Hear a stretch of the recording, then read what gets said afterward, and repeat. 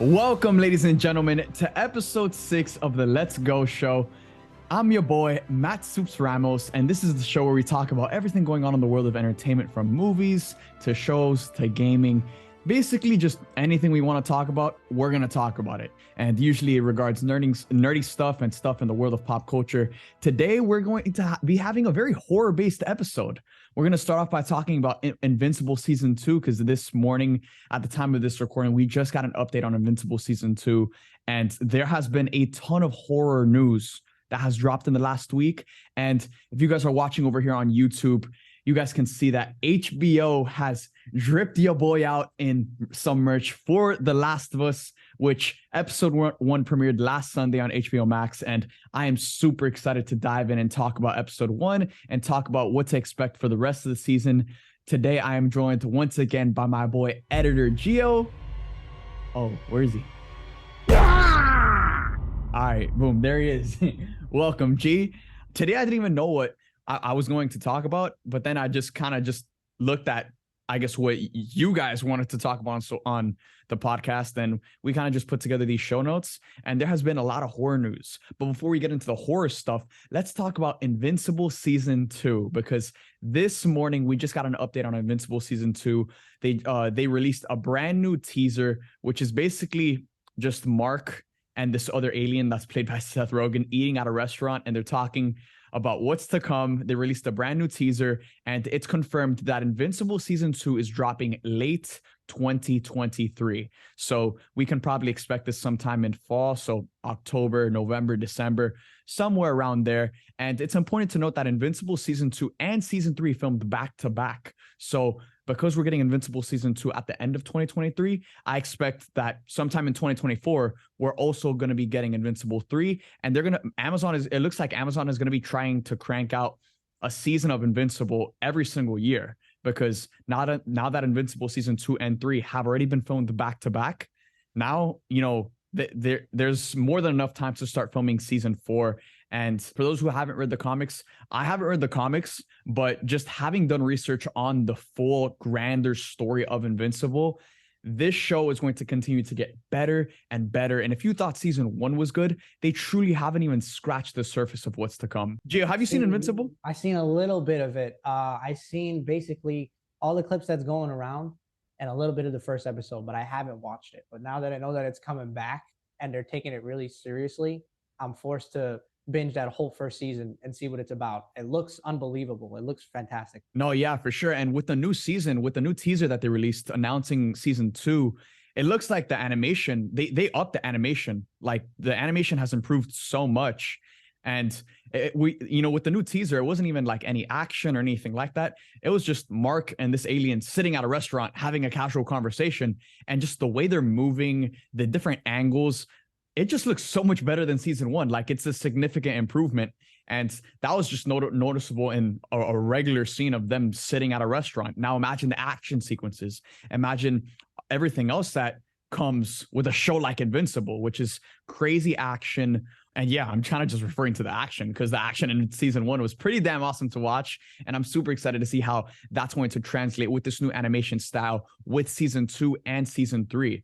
Another thing that was released in regards to Invincible Season 2 was that Mark is going to be fighting the Immortal. If you guys don't know, the Immortal is the dude from Season 1 who had the really thick beard, and he's the one who, I guess, survived he didn't survive Omni-Man's attack, but he came back towards the end of the season and he fought Omni-Man once again. Well, now in Season 3, Mark is going to be fighting the Immortal, and judging off of the script page that they released, it seems like the Immortal is coming after Mark after fighting Omni-Man, because he's kind of like blaming Mark. You know what I'm saying? It's kind of similar to how it was done in Batman vs. Superman, where Batman comes after Superman, because if there's even a 1% chance that this dude can turn into a monster, he's got to stop him. So now the Immortal is going to be coming after Mark after seeing the horrors that Omni-Man could cause and has caused. I am so excited for Season 2. I hope Amazon continues to crank these shows and these seasons out like back to back to back, because the last time Invincible dropped, the Season 1 dropped like 2 years ago. So I don't want to wait another 2 years for Season 3, Season 4. Amazon, put in the work. Let's start cranking these babies out every single year. And with that being said, let's move into talking about horror, because there has been a lot of horror news dropping within the past week or so. We got some news on the Quiet Place prequel. We got a new Scream 6 trailer. It's just been announced that they're doing a reboot on Friday the 13th. Of course, we got The Last of Us, which is more thriller than it is horror. But before we get into talking about that, let's start off with our second main topic, which is in regards to a brand new movie called The Boogeyman. So this movie has been making waves this week because it's a brand new original horror film coming from 20th Century Fox, judging off of really well-performing test screenings, where apparently this movie, according to Big Screen Leaks, shout out to my boy Big Screen Leaks on Twitter, apparently this movie tested so well at a test screening. It tested in between the high 80s to low 90s. And usually when a film has a test screening, usually the majority of films don't test that high, which is why, they have to take the feedback that the studios get from those test screenings and then make that film better in order to get it ready for that theatrical release. Well, this film, The Boogeyman, it was originally going straight to Hulu, but now because it's tested so well at some test screenings, 20th Century Studios is actually moving it and turning it into a theatrical release. And now it's set to release on June 2nd, 2023. Honestly, I'm super excited about this. I thought a film that came out last year from 20th Century Studios that went straight to streaming, and I truly wish it had a theatrical run, was Prey, the new Predator movie. Geo, have you seen Prey? It went straight to Hulu last year. I heard so many people say so many good stuff about it. They're saying, why did it go to Hulu? This should have went to the big screen. What a waste. I seen that. That's all I seen last year. And I never got the time to watch it. And I really feel like it not coming out in theaters definitely hurt it, because if it did, I know for sure I probably would have went and seen it. But I don't know. I haven't seen Prey. And The Boogeyman just kind of sounds like something I made up in the back of my head. Like, I didn't even know the Boogeyman was an actual character. I didn't know he was an actual boogeyman. I just thought it was something someone made up. So I'm really curious to see what the hell this is about. Well, speaking of what it's about, so apparently this is the official synopsis for The Boogeyman. It says, this feature centers around a teenager, her younger sister who are mourning their mom's death. A boogeyman from the beyond enters their lives after their psychologist's dad has an encounter with a patient in their home. So this sounds creepy as hell. You know what I'm saying? I like the premise that I'm hearing, because just reading off the synopsis, I mean, this is the first time I'm hearing about like the plot details of this movie. This sounds like it has a lot of potential to be really freaking scary. And, going back to what we were talking about, last year, 20th Century Studio, they had Prey, which was such a great film. I think I'll most definitely put it in my top 15 of 2022.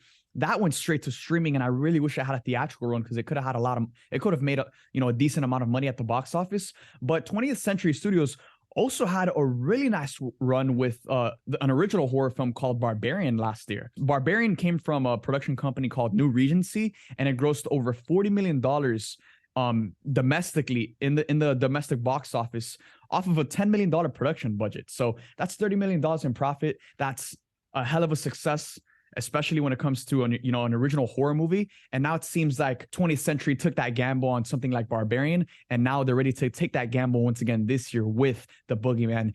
So instead of putting it straight to Hulu, now they're giving it a theatrical run. And guys, if I'm being honest, when it comes to horror movies, I feel like horror movies have to be, like, if there's a genre of movies that have to be experienced in theaters, it's horror.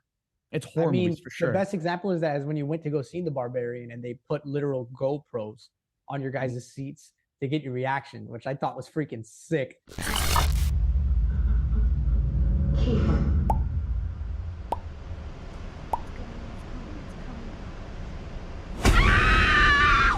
And I'm kind of happy I wasn't there, because I probably would have looked like a little bitch on those cameras, because I'm super scared of scary movies. I'm more of a thriller suspense guy myself than actual like horror, like, you know what I'm saying, like demonic stuff, like evil shit, like that stuff freaks me out. Like that kind of stuff will keep me up for 2-3 days. But I'm really into thriller and suspense. And if this movie is gonna be anything like what I hear Barbarian was, I think it's gonna be fire. And it's made by, you said it's made by the same studio? Yeah, it's made by 20th Century Studios. So Okay. yeah, this is a new original horror film that they're coming out with. It's Yeah, based off a Stephen King book. I just Googled it just now. Some kind of yeah. Stephen King book that he made. And that guy don't miss with his books. His books are crazy. Even though they do have a hard time adapting his stuff though.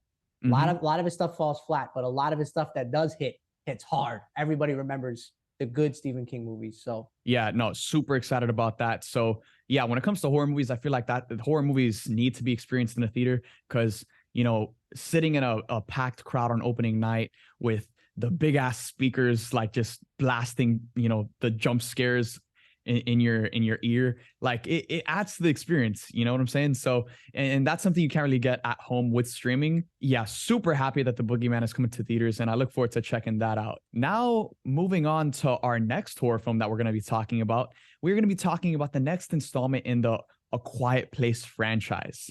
So, the next installment in this franchise isn't going to be a sequel to A Quiet Place Part 2.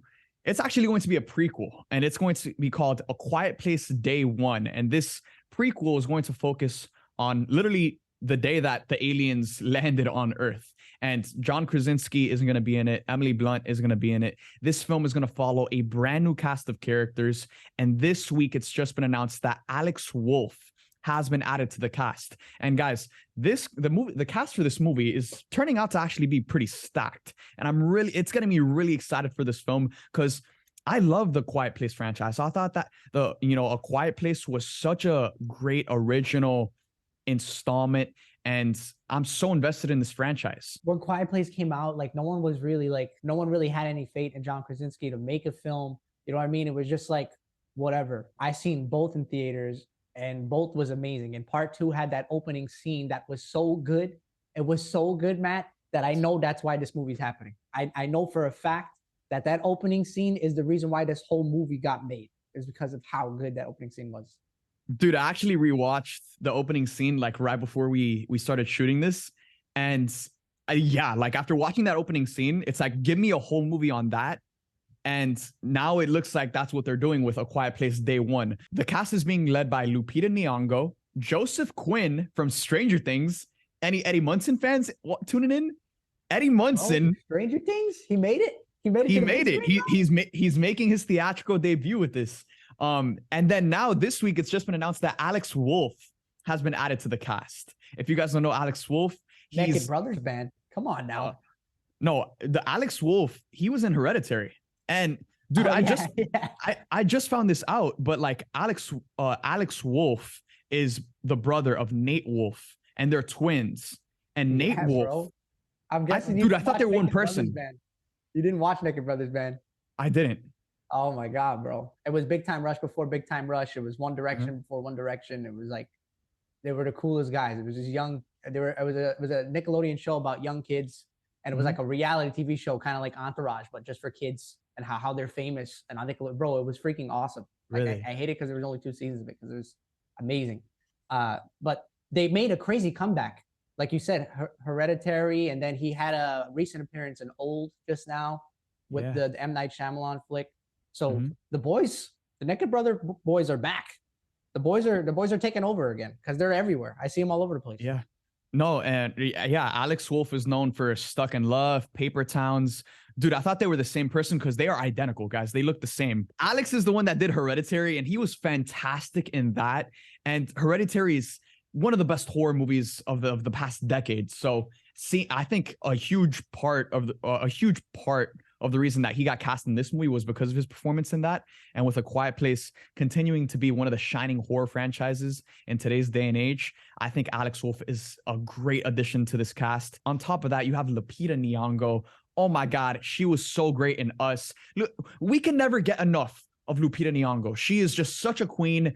Love her in the Black Panther franchise. Love her in Us. Love her in so many different things. And now she's the lead of a Quiet Place movie. Sign me up. On top of that, we're getting Joseph Quinn. Sign me up. I'm super excited about this. Yeah. Her emotions and the faces she makes. And Us, bro, she made me shit my pants, man. She made me shit my pants. She was so scary in that movie. It was freaking terrifying, man. She was so good in that movie. So to see her in another thriller, like a suspense movie like Us. Yeah. She's gonna kill it. And Joseph Quinn, bro, what a clapback. Such a rise after Stranger Things, bro. And deserving of, because he was probably like the best part of that season. He was so good. He was the best character in that season. It was between him and Max. They were fighting for a spotlight for me. Yeah, no, he stole the show, man. Joseph Quinn really stole the show and made a statement. You know, in a lot of big blockbuster shows, you have, you know, certain actors that really just are propelled into stardom and success. But it's like sometimes, you know, and this has most of the time this has nothing to do with the actor. It just has to do with like the projects that get sent their way, you know, their management and stuff like that. But you know, sometimes when an actor is propelled into stardom, they don't have, you know, projects afterwards that continues that momentum for them. I'm super glad that Joseph Quinn was launched into stardom with Stranger Things, and now boom, he's going to be starring in the next installment for the A Quiet Place franchise. You know, he has that momentum, and I'm sure he'll get more work after this as well. Yeah, his talent was recognized, is basically what you're saying. He wasn't just like, oh, he was that guy from that show and that's it. The best example is what happened just now to the guy from Everything Everywhere All at Once. What's his name? Ke Huy Quan. Just happened to him just now, where he got the Golden Globe, and he was for sure that his career was over and that his career was written off. I believe he just went on to do other things, and he just gave up on acting in general, and it ate him alive. He was depressed by it. He did a whole speech. I don't know if you've seen the speech where he was crying. Yeah. He was all emotional about it, and the guy was like, literally, I didn't even remember him from the Goonies because he was so good in the movie. I totally forgot he was even in the Goonies. When someone told me that, I was like, oh my God, that's him? Because he was so good at playing, like, when he was going in and out of his other self from the universes and stuff, man. So I'm glad to see that actors are not just getting rid off by that one and done roles. You know what I mean? Like, like Joseph Quinn is bouncing up, and he's got talent, man. He's gonna kick ass in that movie. I really hope it's good though, because my biggest concern was that, I don't know if you know this, Matt, when John Krasinski finished Quiet Place 1, he said that I don't want to do number 2. I like the way number 1 came out. I think it was a masterpiece. I don't believe in sequels. I don't want to do a sequel. So then the studio said, okay, well, we're just gonna do one without you. So it's either you write it and direct it, or we're gonna find someone else to do it. So then obviously he was like, all right, I'm not going to let anybody else write my part 2. I'm going to write my own part 2. And he ended up writing the part 2. And some can argue that it was even better than the first. It was unbelievable. This one, I'm excited because it's got that Quiet Place name, and it takes place in that world that we've seen in that opening scene. But I'm also scared a little bit, because I know I really wish John Krasinski's hands was on this movie, is what I'm trying to say.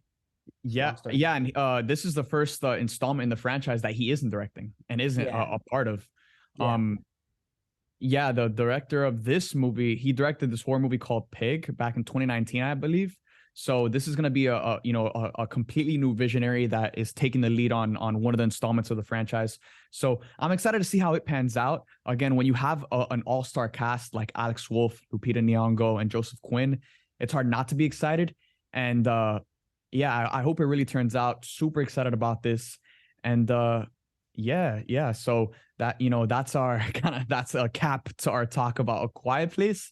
Now we got to talk about the Scream 6 trailer, man. That dropped earlier this week. Scream 6 is one of the most anticipated horror movies of the year amongst all people, amongst all general audiences. And Gio, we got a new Scream 6 trailer. I thought this trailer was fantastic. I love it. We all know why everyone's excited for this Scream installment. Jenna Ortega's major explosion after Wednesday is going to drive the box office sales of this up extreme. I never seen someone gain that kind of popularity from one dance. You know what I mean? Like, we haven't seen that since Risky Business with Tom Cruise, when he had that dance scene, and it just made his, like, it just jump-started his entire career. Like, he had a bunch of hits after that, and he was all over the place. I feel like that's what's going to happen with Jenna Ortega. That was just one of those scenes you see and you know, like, okay, she's going to have a career for the rest of her life. She's never going to have a problem getting a job from that one scene, let alone the show. I love the freaking show. Wednesday was phenomenal. It wasn't talked about enough to me. I kind of just stumbled upon it when I was really sick. I don't know if you remember, I wasn't talking to you. I had a real bad flu, and I just binged the shit out of that show, bro. My goodness, it was like so good. It felt so good to see Tim Burton back at it again, because he's the only guy to take fear and horror and make it like Disney. You know what I mean? Like make it magical and like kind of fun to watch, but it's ugly horror shit that you're looking at. but you know what I mean? He's got dark tones with Disney vibes, which I love about Tim Burton, and he brought it back. A majority of the people who's going to see Scream 6 is because of how good Jenna Ortega was in Wednesday. Yeah, Jenna Ortega had a hell of a year. She had a hell of a 2022. She had, Scream 5 come out at the beginning of last year. Then she came out with X. Then she also came out with Wednesday. And now, boom, Scream 6. And it feels like she's in a complete, it's not, she is in a completely different space and life just in the span of 12 months, and everything is different. Now she is so much bigger in terms of her stock as an actress compared to where she was a year ago when Scream 5 came out. So now with Scream 6, this film takes place in New York. A lot of the same cast from Scream 5 is returning for this one. And yeah, I thought this trailer was fantastic. I don't know about you guys. Gio, what did you think of the trailer itself? I actually did see the trailer. I lied to you. Yeah. And I think they're actually taking it a lot more serious this time, because the first one was very self-aware, and it was very there was a lot more comedic tones than the other Screams, even though they all have their like own comedy in it. Scream, because it's based off of what you're like, the most famous line from the movie is, what's your favorite scary movie? So it's very self-aware. It always was. But last one in particular felt very, very, very self-aware, and there was like too many plot twists that kept happening over and over. Like, no, I'm the guy. No, I'm the guy. No, I'm the guy.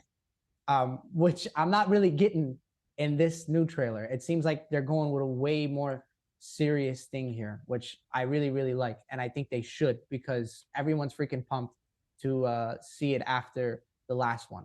The last one had like its parts where I was like, you know what I mean? But at the end of the day, I was like, if they make another one with this cast, I'll definitely see it. I'll see it again, because it was fun to watch in the theaters. It's another one of those situations where if you watch this at home, you're probably not going to watch it. It's a theater experience with like 3-4 guys, 3-4 girls cracking up. That's the kind of show this is. For sure. Like, if there's a genre that is made for the in-theater experience, it's the horror genre. And Scream 6 is definitely going to be one of those that you're going to probably want to see on that opening Friday night, probably with your friends. When I was back in when I was in middle school, that's like one thing I used to do with some of my friends. We would go like opening night for like horror movies, and it would just be such a fun outing, because horror movies are their own experience. You can't get that watching like a traditional blockbuster or like a rom-com or something like that. Nah, horror movies are a different type of experience. And to me, like, they're a lot of fun, because I kind of go into them with the mentality of like, bro, this ain't gonna scare me. You know what I'm saying? This ain't gonna scare me. There's something about taking that gasp with everyone in the theater, where you're all like, you know what I mean? When everyone's kind of on edge, or when something suspenseful is happening and everyone's doing that scared laugh, or the whole crowd's freaking out because they don't know what's gonna happen. It's like a together experience. You know what I mean? It's not even just the people you came with. Like, one time I went to a scary movie, I had a full blast conversation with the guy next to me, because we were both scared and we were trying to predict what was happening. I didn't even know the guy. So that's what I like about horror and suspense movies is that in particular. But again, I'm a little bitch. I don't like graphic horrors. I like suspenseful thriller movies. You know what I mean? Yeah. That's just what I like. Actually, going back to A Quiet Place, dude, I remember my experience watching A Quiet Place was so vivid, because a huge part of the movie just has no sound to it. There's parts of the film where it's completely silent, because the film is being told through the perspective of the young daughter who is deaf. So they just completely cut the sound. And then I'm watching this film in a packed theater, so it's like completely silent. So like, you're kind of scared to like chew your popcorn or sip your soda and be that guy, because you don't want to be that guy that makes noise while it's silent. There was that one guy in my theater, and I swear to you, someone shushed him. And I was like, you can't let the guy eat? What do you want from him? It's a super silent movie. It's not his fault. The guy just wants to crunch a snack. The guy paid for his concessions. He just wants to chew his chip. It's not like he wasn't getting down on the chip. It was just like a little, like, it sounded like a sound effect. And then I heard a guy just shush him like he went to shush school, and the words of Dane Cook. And I felt bad for the guy. He never crunched again. He went crunchless. Yeah, another thing too is that like, I also get so immersed in the movie that I'm like, dude, if I chew on this popcorn, this alien's gonna fucking kill me. You know what I'm saying? 100%. Like, I felt like I was gonna die. Yeah. So, dude, that's what I love about the Quiet Place franchise because, man, that theater experience is something special. Now, moving on to the next horror movie franchise that we're going to talk about. This was just announced earlier today at the time of this recording. A new Friday the 13th reboot is on the way with Sean S. Cunningham. Honestly, I'm going to be totally honest with you guys. I've never seen a Friday the 13th movie. I've never seen any installment in this franchise whatsoever. I know of Jason. And I've actually played oh my gosh, Friday what's the it called? 13th, the video game for Xbox. Everyone No, played that. it's Dead by Daylight. And yeah, in that game too. The Friday the 13th. They were both the same thing. One was just had Jason and one didn't, but it was the same thing. Yeah. So I played the game, like some games with Jason, but I've never watched any of the Friday the 13th movies. But Jason obviously is, a staple in the horror franchise. He is in that conversation with, Freddy Krueger, Ghostface. He's in that conversation of some of the most iconic horror figures. He's a horror goat. Goat. Exactly. So, it's nice that they're doing a reboot, that they're bringing him back. Obviously the Halloween franchise just kind of rounded itself out with Halloween Ends. So it's going to be a while until we see Michael Myers again. Even though the movie's called Halloween Ends, we all know Michael Myers is going to come back at some point. Let's be real. But it seems like in the meantime, they're going to be, shifting their focus to bringing Jason to life. So I'm down for this. I'm excited to see a Friday the 13th reboot because I've never seen any of the older films. I'm excited to see how they remake this for like the new generation of horror fans. So yeah, a new Friday the 13th is coming. Another thing that's coming is this isn't even on our show notes, but I just remembered this. Megan 2 has been announced. So Megan, yeah, that was just announced this week. Yeah. Bro, I don't know if that show is a meme or not right now. I don't know what's going on, but I've been seeing it all over the place and I just can't take it seriously, man. I've seen the trailer and I'm like, oh my God, I can't. Dude, you gotta go watch it. It's good. I think it's because I got PTSD from Chucky when I was a kid, but now I'm grown up and I know I can kick the shit out of that guy. But when I was a kid, man, Chucky used to scare the shit out of me. So something, the concept of like a doll coming to life and effing your life up, I don't know. Nah, I think you would really like it because it's more on the thriller side than it is on the horror side. Like it's more funny than it is scary. It's one of those horror movies that you're laughing at, right? Yeah. There's actually like not that many times in the film where you're like genuinely scared. Again, it's just more on the thriller side. So again, the film has made so much money. It didn't have that big of a budget, so it's turned out a lot of profit for Universal. And yeah, now they easily just greenlit Megan 2.0. That's the official title for the sequel. And it seems like it's inevitable that we're gonna see Megan and Chucky. Like we're gonna see a Megan versus Chucky movie. There's gonna be a multiverse crossover with Chucky and Megan. You know that for a fact. Oh, it's gonna happen. That would be a crazy horror movie. Like I feel like a lot of people would turn up for that. Us just to watch, two dolls just fight each other to the death. That would be super entertaining. I like that. It's not scary, bro. It's not that scary. Trust. I would tell you like if there was like jump scares and stuff like that. But when it comes to Megan, like it's more of like a satirical horror film.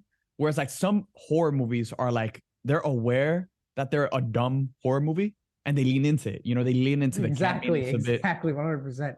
And Megan does that, and it does it very effectively because it's self-aware of what it's trying to be. Like the premise of like a robotic doll coming to life and like haunting someone, like that's so out of left field. That's so crazy. But the film knows too wacky to me. I'll be honest, it looks too wacky to me. Did you see it alone? Did you see it with somebody? It looks too wacky. I don't know. Bro, I went alone. I went to watch it alone, but like there was obviously people in the theater, and it was a good experience. It was very funny. The cast was phenomenal, and I think I truly, after watching that film, I truly think this is going to be a franchise, and they could definitely make so many more like Megan installments for sure. It's like the new Chucky. Immediate after you watch it, he was like, "Yeah, this is probably gonna be a staple. Probably gonna do about 5 of these." Yeah, for sure. And I think it appeals. I think it appeals to a wider audience because originally Megan was gonna be rated R, but then they after the trailer dropped and it went viral across social media, they peeled it back to a PG-13 rating. So like that, it could be just more accessible to a larger audience. And I thought that was the right move in terms of the finances, Because like if they wanted to make more money, making it a PG-13 film, that would, again, it would appeal to larger audiences. And the film, that's why the film has been so successful, because it's made so much money. But at the same time, I also thought the film could have really benefited from being rated R. Like I hate when movies, I hate when I watch some movies where it's like, damn, this should have been rated R. You know what I'm saying? Like the first Venom movie, for example. Like I thought the first Venom movie, even though it was crazy successful and it made so much money for Sony, I thought the first Venom movie, he's biting off heads. Like, why isn't this movie rated R? It should have been rated R, in my opinion. A lot of movies get nerfed with that rating. That one rating changes an entire movie. It gets nerfed hard. But props to Blumhouse, props to Universal. Like, they did their thing. They made their money, and now we got Megan by them. What a marketing move by them, Matt. To just be like, yo, this thing went viral. It's all over TikTok. It's everywhere. We just drop this rating so we get all these young guys to see it. That was like super duper smart. If I made that movie, or like if I was in charge of that decision, I never would have made it. I just would have, my dumbass would have said, all right, let's just release it the way it is. So that was really freaking smart. Last minute, like, yo, let's peel it back a little bit. No, facts. So we talked about Megan. We talked about Friday the 13th. We talked about Scream 6. We talked about the next installment in the A Quiet Place franchise. We talked about the Boogeyman. Now it's time to talk about the show that everyone has been talking about, The Last of Us. The Last of Us episode 1 premiered with it was an hour and 25 minutes long. Episode 1 was an hour and 25 minutes long on HBO Max. And holy cow, people are already praising this show as the greatest video game adaptation ever, which is pretty crazy to say. But when it comes to video game adaptations, they're usually hit or miss. It's either really good or just a complete total flop. But I thought this first episode for The Last of Us, it was a damn movie, bro. This shit was amazing. I could not take my eyes off the damn screen. And the standout for me was the performances. When it comes to the story of The Last of Us, in my opinion, and it's one of, if not the greatest gaming story ever. So now that they're adapting it for the live action setting, all people truly want to see is the story in live action. And what was so great about this first episode is that they quite literally brought to life parts of the game, like word for word, scene for scene, the exact way it was shot. And they even decided to add a lot to it because, this first episode, we have, the opening 25 minutes, which takes place before, the apocalypse happens. And it's following Joel's daughter, Sarah. And you get, a ton of scenes with her. And this entire nightmare that unfolds is told through her perspective. And then after that, we follow Joel, we meet Ellie, and holy cow, there was a lot of doubt and controversy over the casting of Pedro Pascal as Joel, Bella Ramsey as Ellie. They crushed it, man, especially Pedro Pascal as Joel, because we didn't get much of Ellie in this episode. But Bella Ramsey, she just felt so naturally Ellie, like her mannerisms, the way she was talking. She felt like, again, this role came so naturally to her. And I think it was reported that during her audition, when she first auditioned, she didn't even play the games. So for her to have gotten a role like Ellie without having even played the games, it means that, it came natural to her. And it feels like that when I watched her in this first episode. Geo, did you watch this first episode? And what are your thoughts? I have not, but I have never seen a show get that famous in such a short period of time. As we're recording, I don't know if it changed. I'm going to double check, but it's the highest rated show on IMDb of all time in the shortest amount of time. It literally broke records off the first episode, just one episode, which blew me away. And The Last of Us games is a game that people who have an Xbox feel bad that they have one. I'm one of those people that have an Xbox and I hate having it because of that game. I'm dying to buy a PS5 to play part 2 when it came out, let alone part 1, since the games came out. So then to see like, wow, it took me that long to get my hands on a PS5 that the freaking TV show came out already makes me feel like a freaking dork. But on the other hand, speaking of the show, HBO can't miss, bro. HBO does not miss. I don't know who's in charge of putting those freaking shows on the channel, Matt. But bro, just off the top of my head, Entourage, Sopranos, The Night of, bro, it's ridiculous. HBO does not miss. Game of Thrones. Am I missing any?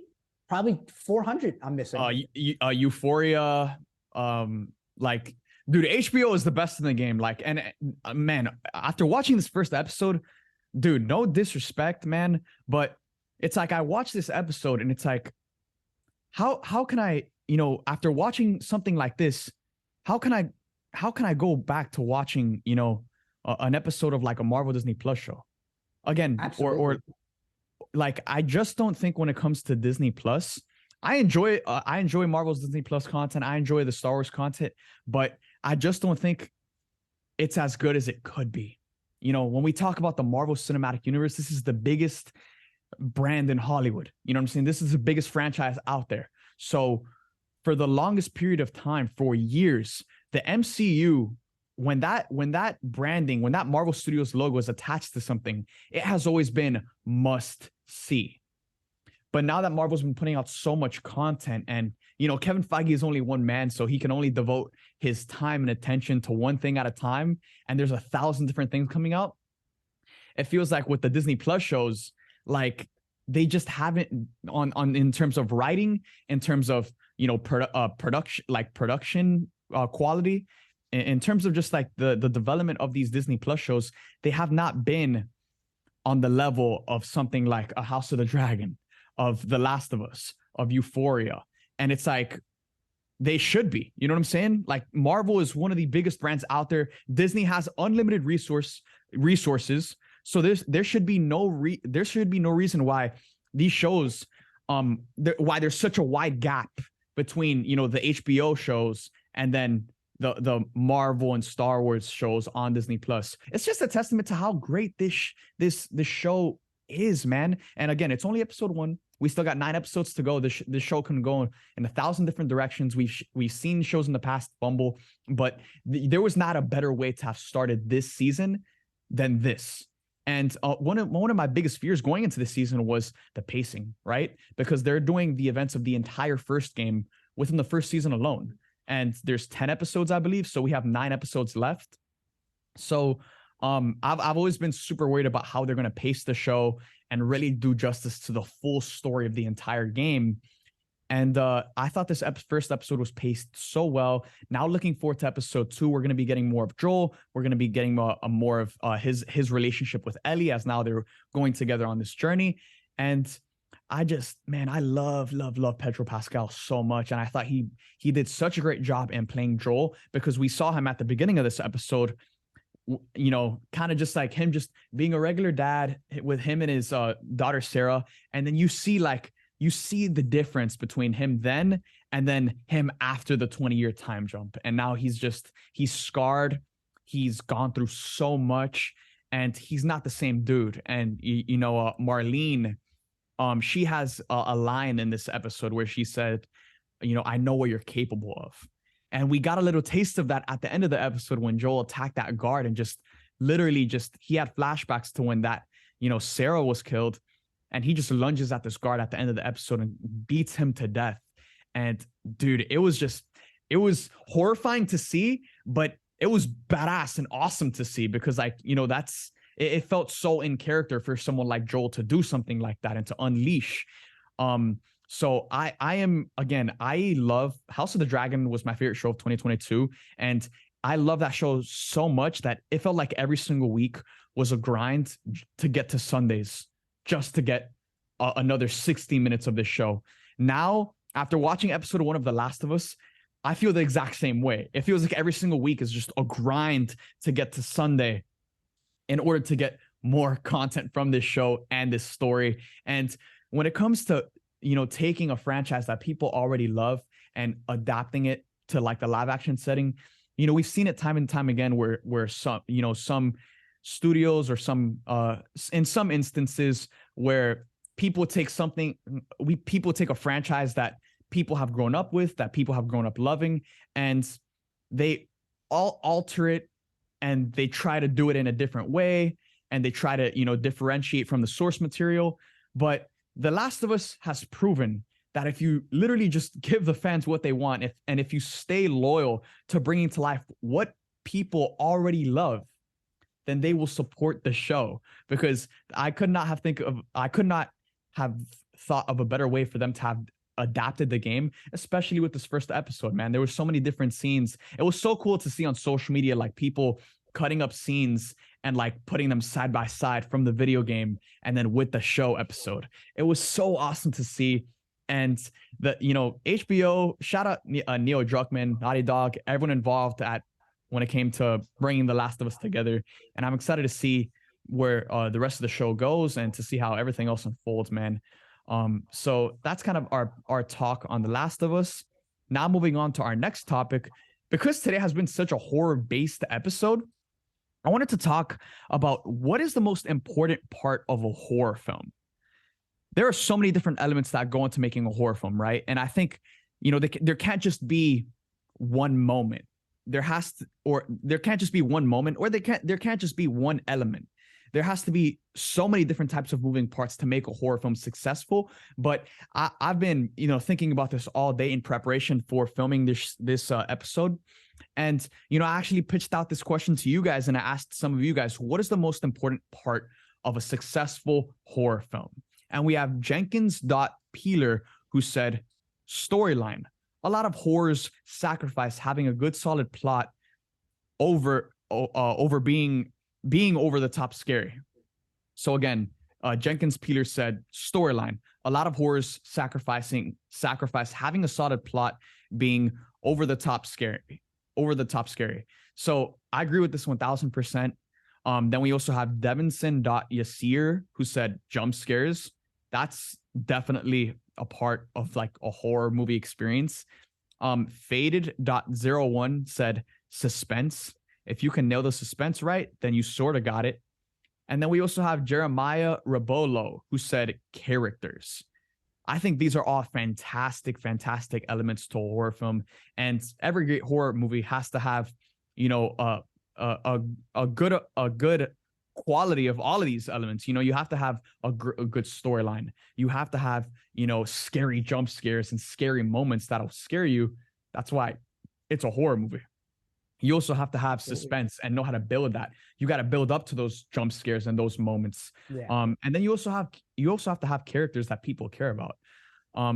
Geo, kind of going back to A Quiet Place, after watching, some clips from the movie before recording this episode, I look back to the first A Quiet Place movie, and I think like, man, this is a horror film that has everything. It has a super interesting storyline. It has, a great threat, because I think the element of like the threats of a horror movie is very important as well. Because, that's what drives the plot. You know what I'm saying? The threat, the main vehicle of a horror movie is you have your main characters, but what they're driving towards is that threat and that big bad. So I think when it comes to the movie A Quiet Place, you have to have a great threat. You have to have characters that you care about. So if anything were to happen to them, again, it would affect you emotionally. You have to learn how to build suspense. You have to have, that suspense kind of just pay off with those big jump scare moments, those moments that, shake your soul, that get you on the edge of your seat. And then you also have to have a great storyline, because I do agree that there are a lot of horror movies that just focus on being scary and and leaning into shock value instead of telling an actual story that, is interesting. So Gio, when I ask you the question, what is the most important part of a horror film? What comes to your mind? I'm going to have to agree with one of the comments that was left, or one of the messages that was sent in on your Instagram or wherever it was, that suspense is, if you can captivate on suspense and really, really sell it and really get people on the edge of their seat and really get people grinding their teeth, that suspense is more important than the jump scare itself. Suspense is more important than the actual big bad. A lot of good movies and a lot of good directors, I forget their names, say that sometimes I don't even want I don't even think the fear should have a face, because the moment you see a face, you're kind of like, oh, that's it. that's not that serious. You know what I mean? Your brain kind of adjusts to it once you see the bad guy. Example: Freddy Krueger, Jason, Texas Chainsaw Massacre, Leatherface. All these faces are just like staples now. They're icons. You go to a grocery store, you go to a Halloween store, you see their faces everywhere. It don't scare you anymore. And that's the reason why I feel a lot of those major movies aren't hitting that hard anymore, because people got used to the character. Whereas if a movie like A Quiet Place or A Quiet Place 2, Get Out, Us, even Nope, these Hereditary. movies, Hereditary, these movies captivate on suspense. They don't even care about the villain's face. Like, even though you do get to see it and it is, a jump scare, they rely more on the suspense of it and the build up towards it more than the actual scare and the horror itself. And that's what people are scared for. What's going to happen next? People are scared of that. And when you can get them to be freaked out like that, you won in a horror movie. Another big thing is characters. You got to give a shit about this guy, because if you don't, you want him to die. You want something bad to happen to him. Yeah. Everyone's got that sickness in the back of their brain when they're watching a movie, and because we know they're fake characters, we just don't give a shit. We're like, oh man, someone killed this guy already. This guy sucks. You know what I mean? Mm-hmm. Like, we all have that in us. So a character that is that you actually rooting for, that you want to see win, that's not doing stupid shit like, don't go in the basement. There, he's there, and then they go in the basement and he's there. Oh yeah, we deserved it. You know what I mean?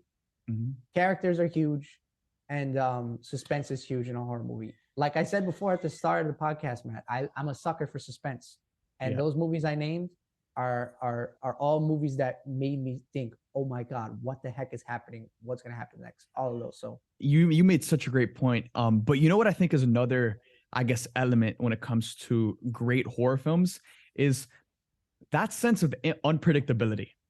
Yeah. Because it feels like with, a lot of horror movies that come out today, they're very predictable. The main character is going to kill the bad guy at the end. Absolutely. They're going to make it out alive.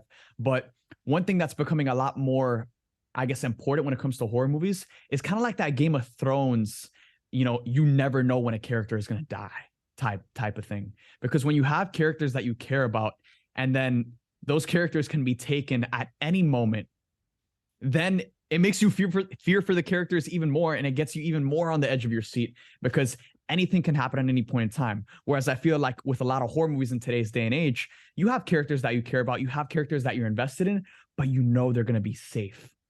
And that takes away from the horror experience, because you should be on the edge of your seat. You should be thinking, yo, I am worried about this character's life. Like when it came to X, I watched that movie and I was like, dude, there's no way they killed Jenna Ortega. There's a part of the film where her face gets blown off and you're like, oh my God, they did it. With Barbarian, that was a super massive hit, original horror film that came out last year. Barbarian was a film that kind of started off where you're thinking Bill Skarsgård is the villain of this movie. And it starts off as like a creepy, like kind of like rom-com vibe. And then as the film progresses, you're like, oh my God, he is not the villain. What is actually going on? And it keeps you guessing, and it's very unpredictable. And they did such a great job at marketing that movie, because this is another element as well. I also feel like a lot of horror movies in today's day and age, they give away their entire plot within the first trailer. Absolutely. That's a given for any movie though, let alone horror specifically, but that's a given for any movie nowadays, Matt. The trailers are revealing too much. Ant-Man is a great example of that, even though I'm happy they did and they needed to do it, because, a lot of people were feeling fatigue and we kind of wanted to see where he was at. They gave a lot away in that trailer, and I kind of know already how the movie's going to go. Mm-hmm. I also do feel it's off topic. I also do feel like they're playing a little trickery in that trailer, where they're making you think one guy's going to die and it's going to be someone else.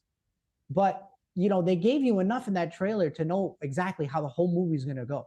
Yeah. Besides the very, very end. You know what I mean? You can take a good guess at it though. Trailers are getting too specific, and they're showing way too much.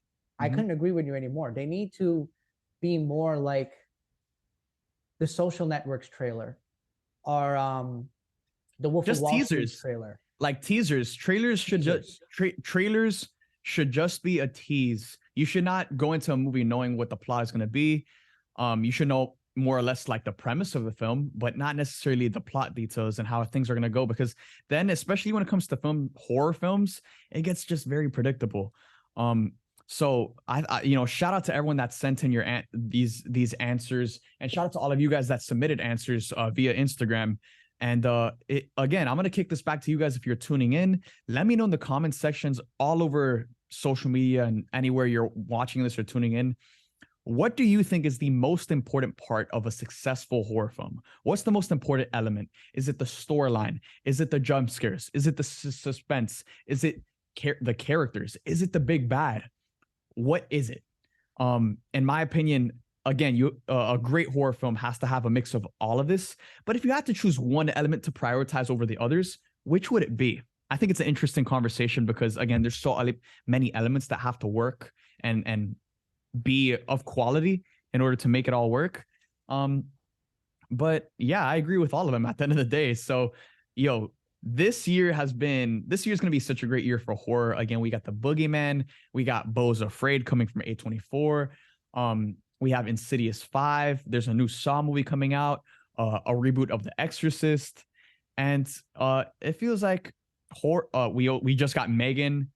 So it feels like studios are just literally very interested in cranking out horror films, because horror films, more than any other genre, horror films are some of the most profitable movies out there. Very small budget, anywhere from $5 to $20-30 million. And then the upside is insane. Think about Paranormal Activity. Paranormal Activity was a bunch of freaking camcorders taped to people's ceilings, the first one. And it literally made so much money off that first one alone. I know just the budget, just the return on the first movie alone paid for all the sequels that came after it, let alone all the money that the sequels made. Another film that just came out, Sick, on Peacock. I haven't checked it out yet, but I am going to check it out because it's written by the same writer who wrote the original Scream movie. And it's a film that is set in the pandemic. And basically you have these group of high school kids who are quarantining, and a killer, they experience a killer who comes to their house as they're quarantining by this lake, and it's a slasher film. And it's very cool to see like movies adapting like real, not real world events, but like real world settings with something like the pandemic. It's like I feel like it's such a cool it's original. That's what it is. It's original. And I feel like we need more originality when it comes to every genre. Glass Onion did it too. The whole movie takes place in the pandemic, and they're all wearing masks when they first meet each other. And then this guy goes and gets like a little needle, shoots it in their mouth and says, "You guys are good. You guys are healed. Everyone's good. Come on, let's go." It's like crazy. Like shit, maybe they had this all this time. But no, I heard about that movie Sick. And I just feel like I hope it does well, and I know it probably is. But I know if that movie came out like last year, it would have freaking killed it. It's just, I feel it's a little bit too late because we got people who kind of are getting over the COVID and getting over that now, and they're kind of just getting used to it and accepting it. So I'm just saying, my personal opinion, if it came out 1 year earlier, I think it would have crushed. Everyone would have loved to see something like that. You know what I mean? Yeah. Because this suspense was still in the air about the virus and shit. Nah, I still think it'll do really well though. I think a lot of people are down for horror, man. Obviously we got Scream 6 coming pretty soon, coming out in March. And yeah, 2023 is going to be such a great year for horror, and I look forward to talking about all of the upcoming releases that are on the way. But I enjoyed this little horror movie talk. I like how we just got to dive in, talk a little bit about The Last of Us. We're going to be talking about every single episode of The Last of Us moving forward. So on the next episode coming out next week, we'll be talking about episode 2. So let us know all across social media, guys. Let us know what you guys think about Invincible Season 2. Let us know what you think about The Boogeyman, A Quiet Place Day 1, Scream 6, the Friday the 13th reboot, The Last of Us, and of course, what is the most important element of a successful horror film? Let us know across all socials. Again, the Let's Go Show drops new episodes every Saturday morning on iTunes, Spotify, and YouTube. Make sure to follow us all across socials because we also release clips on TikTok, Twitter, and Instagram at Let's Go Soups on social media. And that's where we do a lot of our engaging. So that's where you guys can send in questions that we talk about on the show. And yeah, we love talking to you guys. We love filming these episodes, and we're not going to be stopping anytime soon. So thank you guys for tuning in. We love you guys 3000, and we will see you guys next Saturday. Peace. Let's go.